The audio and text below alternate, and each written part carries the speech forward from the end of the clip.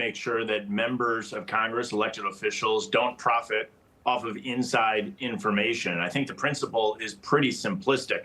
13 years ago, Congress passed the Stock Act. That put in place some levels of restrictions and made members of Congress subject to insider trading laws. But I think we have an opportunity to not only review the Stock Act, but to make improvements. The American people need to have confidence that their members of Congress are not enriching themselves off of inside information. As I said in that clip, if you want to go make money and trade stocks for a living, go to Wall Street.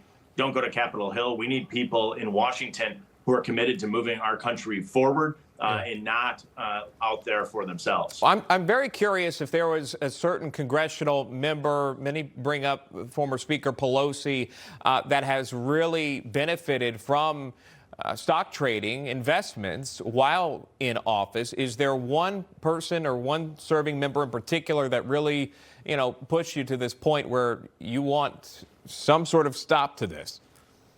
Well, yeah, the reports on Nancy Pelosi and her husband are obviously concerning. And one of the things we flushed out in our hearing is that the Stock Act doesn't require reporting by specific numbers. It's rather large increments, which gives a lot of a distorted picture as to exactly what's going on. And the reporting is 45 days after the fact. I think there's huge opportunities here. If we look at publicly traded companies and what they do to make sure that their executives are not engaged in insider trading, we could learn some significant lessons. We could look at pre-reporting. We could look at exact figures being reported. But you could also go back and look at a United States senator who in the lead up to the COVID pandemic called his broker and sold every single one of his stocks but one in his portfolio, well over $1 million. And you have to question whether or not that was done with inside information as to what was going to take place during the pandemic. Again, I think we have a principle here that we want to make sure members of Congress aren't enriching themselves off of insider information. There's mechanisms and techniques that we can do that, and we can increase Americans' confidence as to exactly what is occurring in Washington. Yeah, and Tennessee Congressman Tim Burchett speaking to reporters about it, as usual, sharing his thoughts in his really own unique way. I wanted to play that for you here, and we'll get your thoughts. Somebody asked me if I was going to wear my jacket up there, and I said, to quote the immortal words of Henry Winkler when he played the Fonz, I always rumble in this jacket, because that's what we're up against. This is a fist fight, folks. For years, Congress has been using hard-working American taxpayers' money to get rich. Dadgum, it's got to stop. America knows what the heck's going on. Everybody wants to knock Pelosi. Heck, she's not even in the top 10. Get on that Unusual Whales site. This is pathetic, folks. We all know what's going on. Congress knows what the hell's going on, and it needs to stop. All right, and he goes on Politico to write, House GOP leaders are wary that a bipartisan bill or a similar measure will trigger blowback from a swath of Republicans, including some who say stock trading is an important source of income for themselves and their families.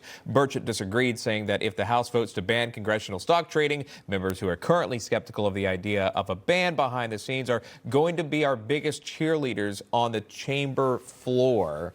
Thoughts on the comments by Congressman Burchett, sir? Tim Burchett's a good friend of mine. He's always ready for a good quote. His instincts are in the exact right place.